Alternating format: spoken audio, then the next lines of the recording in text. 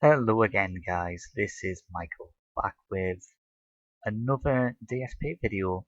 Again, this one's going to relate to his audience and his audience retention. So let's recap what we've found out so far. Right, in my first video we looked at how he's using Twitch and how he is utilizing the ability to generate revenue on that platform, specifically through cheers. And we found out over a 4-day period in May that his revenue streams in terms of cheers, which he puts a lot of importance on, has been unstable, varying from really good days that get him $430 to not good days, which gets him like 40. And on top of that, we discovered that the big hitters across a stream of about 350 to 450 people, the big hitters who were amounting to the majority of the donations, were a core base of 3, maybe 5 people. And without those pillars, his week would be less than ordinary. Okay, after that, we moved on to looking at his Dark Souls runs, his original one in 2011, his return to it 2 years later in 2013, and his redemption run in 2017. That was all with the intention of finding out how his audience has changed in terms of numbers in the last 5 years or so. And what we discovered was, unsurprisingly, with time, your numbers go down. And in this case, we found that his day one views on playthrough were where the bulk of his views tend to come from, and over time it trails off, and in some cases quite dramatically. Whilst the redemption run did actually seem a little bit steadier in regards to numbers kind of holding station above some kind of average, eventually all roads lead to decline. Right, now this video was something that was going to take a completely different context. About a week ago, he mentioned on a pre-stream how he wanted his Twitch audience to grow, which is perfectly understandable. And initially, I was watching one of these Injustice streams last week, and the numbers that he was getting in actually seemed really positive. I was going to do a video on basically how he could have possibly turned the corner if he just focused on streams like that, where he's getting people in and where he's actually having these big multiplayer sessions against his fans and his detractors alike. And unfortunately, it seems those numbers are misleading. Phil came out, I believe, 2 days after this and said, "Oh, there's view bots in my chat, so don't take any notice." Which is terrible for me because I would like accurate numbers to know what his audience is, and if it is actually growing or if it's not.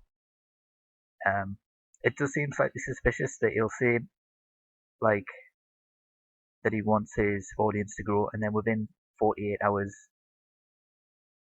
view bots have arrived. Makes me wonder who's sent them there and for what purpose. Right. I do apologise about the absolute state of this spreadsheet. What I've decided to do for this last kind of look at his audience is to try and show just how small it actually is. So what I've done is I've got an estimate of his Twitch audience, which in terms of live viewers, you're going to be getting about 300 to 500. And I've also decided to have a look in terms of Social Blade rankings, just to see in terms of the top percentile where Phil kind of comes in. I've brought in his Patreon as well, which I've checked out through Craft. I can't even see it. Crafterian, yeah. That helpfully indicates the amount of patrons that a creator has, along with their average contribution. Phil goes on about if everyone gave him $1 a month. Well, so far his patrons, there's 216 of them, and they're giving him on average about $5, which comes at the moment to I believe it's over his 1,025 a month goal. We've covered cheers, but ultimately he gets about 50 to 55 donors a week, with maybe 3 to 5 big hitters which actually kind of prop up a pretty paltry sum. When it comes to YouTube, he still has a pretty sizable following in terms of subs, 186,712. And what I wanted to do with that number was actually I wanted to see on a given day, on average, how many people would turn out for a brand new Phil video. Because you would imagine that the guys that turn in on day one are the guys that are subbed. And if those guys are out of the traps to check his new stuff out, that'll give a good, sizable idea of just how much of his subscriber base actually do turn up on day one. I took these figures yesterday. Yesterday evening, I decided, right, over the last day, let's get his uploads. There was 31 of them. Varying views. Friday the 13th has gone down really well. His Injustice videos have not. I mean, you can kind of spot them a mile off. And it's just those things where he's basically uploading every match he's doing. They're like 7 minutes long and people aren't having it. All in all, that amounts to about 46,000 views, and I've averaged it down to almost basically 1,500, which equates to 0.75% of his actual subscriber base. So even though he's got a sizable enough subscriber count, they're not showing up. But that number there tells you that he's just not utilizing the sub base that he's got. That is it's not even a percent. In comparison, I decided to pick another YouTuber. This, out of interest, this is Slow Beef's latest video that I picked. That had also been uploaded on the 28th within the last 24 hours. So, as a comparison, I decided to see how that one video reflected on his subscriber base, and his subscriber base is a lot smaller. See there, it's almost 38,000. 5% are in there, day one. Granted, this will all change depending on what content they put out. There's nothing that's stationary about YouTube, but still, 5% turning up versus 0.75. It just illustrates the point of like his numbers flatter to deceive a lot. Something that Phil tends to do is try to use the numbers to his benefit.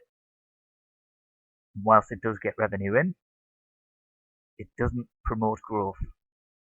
In fact, it's self-harm, really. So what we've got here, considering all these like Twitch followers, in terms of even on his Twitch side, really, he's got like how many followers? 34,000 followers, and yet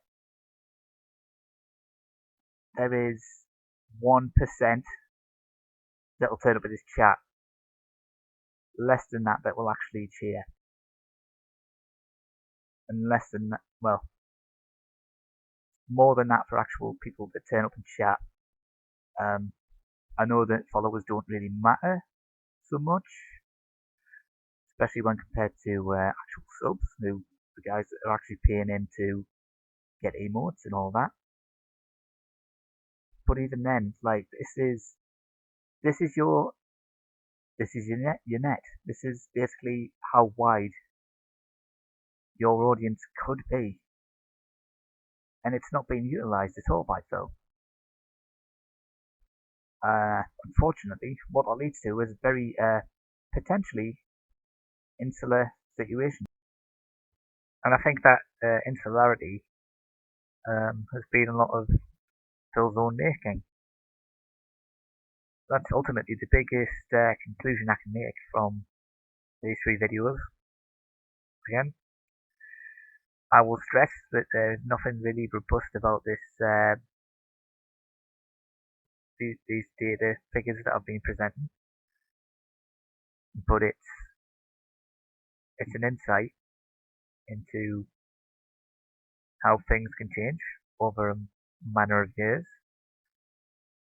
and how inactivity tends to breed this kind of inward mentality.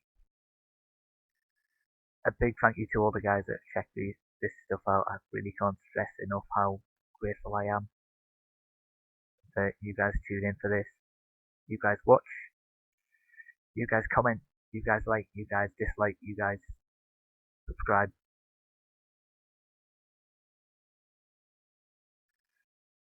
Thank you guys very much, and I'll see you next time, whenever that may be.